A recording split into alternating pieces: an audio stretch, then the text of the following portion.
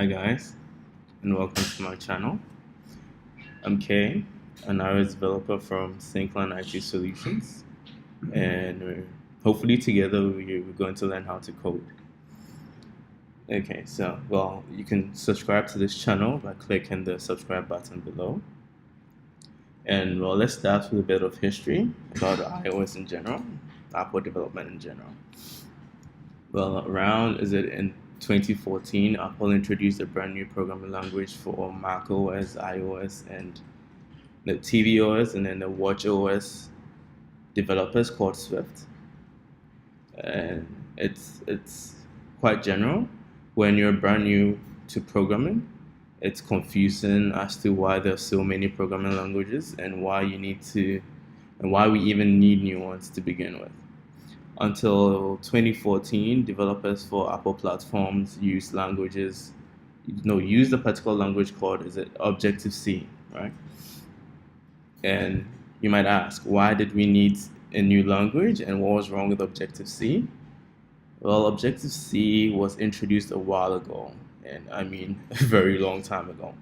I probably wasn't even born then, and as you can imagine, the world of programming or computing was vastly different then. Objective-C was built to program on a very different set of computers than we are used to today. And in an effort to keep up with times, many features were added onto the original language. The baggage, or is it legacy tooling, as developers would like to call it, started to show its age, and plenty of people in the community called on Apple to significantly improve the language. Little did they know, secretly Apple had already started developing a brand new language that was more modern, more flexible, and easier for newcomers to pick up. That is Swift, right? When Apple introduced Swift, they talked about three considerations they made when designing the language, which were mainly they needed it to be safer, that's one, needed it to be more modern, and it needed to be a lot more powerful, right? So as we go through this series and many more in the future, we'll talk about different features that make these considerations true. Before we get started, let's talk more about the structure of the series and essentially all the Swift series you'll be taking or viewing on this channel. First off, and most importantly, you don't need any prior programming experience. I'm going to assume you know nothing about programming and explain everything along the way. It's probably also wise to tell you how to get the best out of this series and any other series on this channel. So all series, all the series you'll be watching on this channel, it's how to explain this.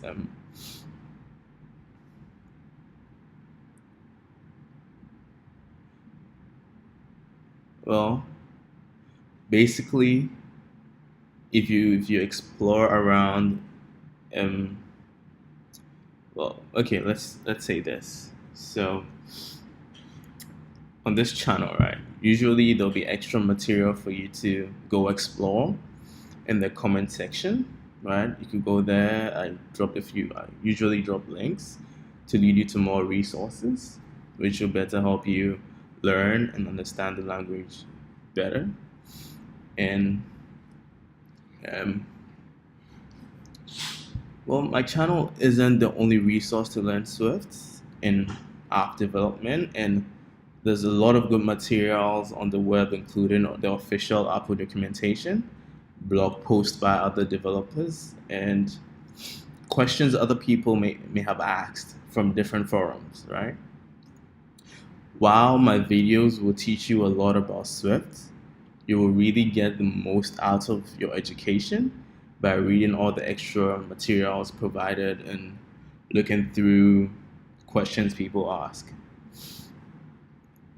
and pay special attention to the API documentation. These are the people who actually wrote or built Swift, so they contain the one true source of advice or how to use the language.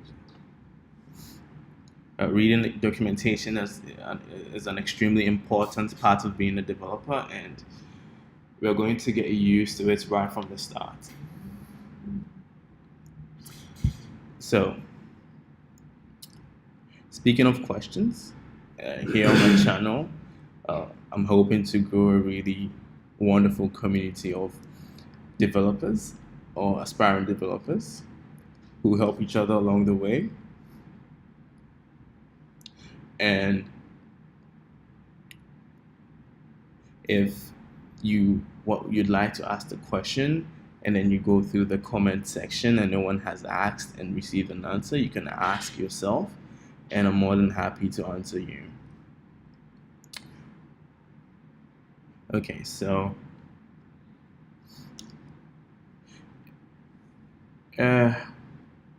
well, all right. That's enough about the series. Let's talk about Swift development. The version of Swift we are going to be working with, is Swift 4. And with Swift 1 and during the early parts of Swift 2, or early days of Swift 2, the only way to learn Swift was using a Mac. With Swift 3 and 4, however, we can run Swift code on both Mac OS and then Linux natively, right? In addition, there are some neat cloud-based tools that you can use to run Swift in the browser, which means that regardless of the platform you're on, you can create learnings. You can start learning Swift language. You can start learning the Swift language. For this course and all other for a Swift course, or for this series, Swift series, and all the other series on this channel, I will be using a Mac OS, a Mac with the latest version of the operating system. If you look at the comment section, I've included several references to resources that should get you up and running with Swift on Linux, as well as links to cloud tools that should let you follow along in the browser. Once we've moved beyond the language and start learning iOS, tvOS, and watchOS development, then you will need a Mac. Well, while you can use a language on Linux for iOS development, you will still need a Mac to use a Mac. Well, we are a long ways from thinking about iOS development though, so don't get too overwhelmed, right? Yeah, so I just want to give you a heads up about, I just wanted to give you a heads up about the computing resources you would need if you want to go beyond Swift, right? So I keep talking about Swift development. What is development? Or coding, or programming in general? So programming is all about providing a set of instructions to your computer. That's it. It's as simple as that. This is both simple. This is both a simple and a very powerful concept, right? Well, you're already familiar with given instructions.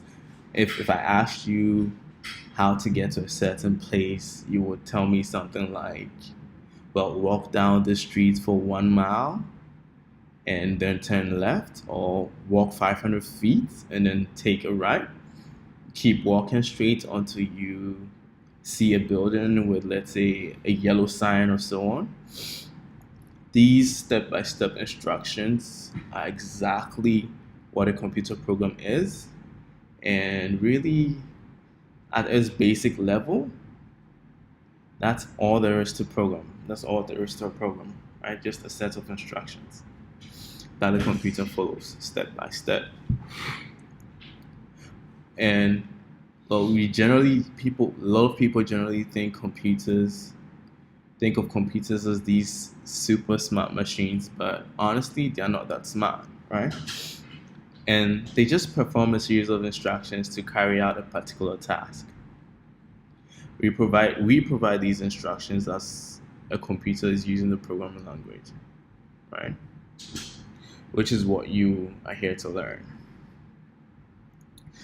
Swift is a programming language, and much like a real spoken language, it has its own set of building blocks and rules. In a spoken language, these building blocks are letters and result in vocabulary. In a programming language, it's the building blocks are called types. In a spoken language, the rules with which we construct words and sentences is called grammar. Similarly, in a programming language, we also have a set of rules. We call this the syntax.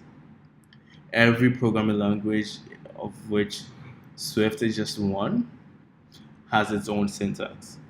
And writing a program with Swift is much like constructing a story using sentences in a spoken language, right? We use a combination of vocabulary or types along with the syntax or grammar to put things together. uh, in this series, we are also going to learn a lot of programming concepts. These concepts won't just apply to Swift. They are common ideas that you will find in many different languages, programming languages that is, such as variables, collections, loops, and much more, and much more.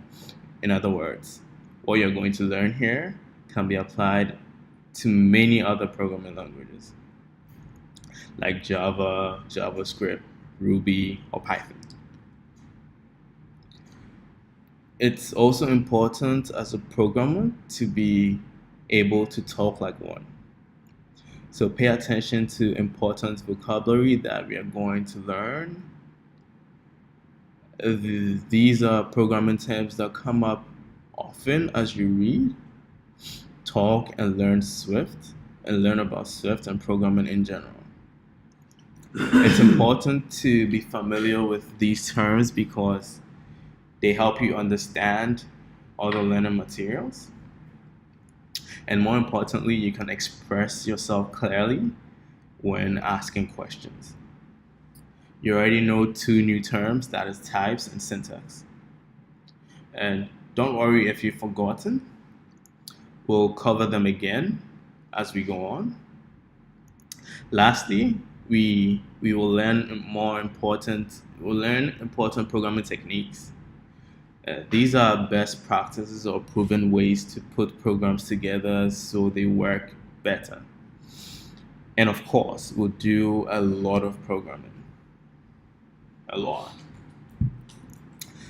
Along with the videos as you learn, I might put up a couple of code challenges that you'd find throughout the series and hopefully on your own.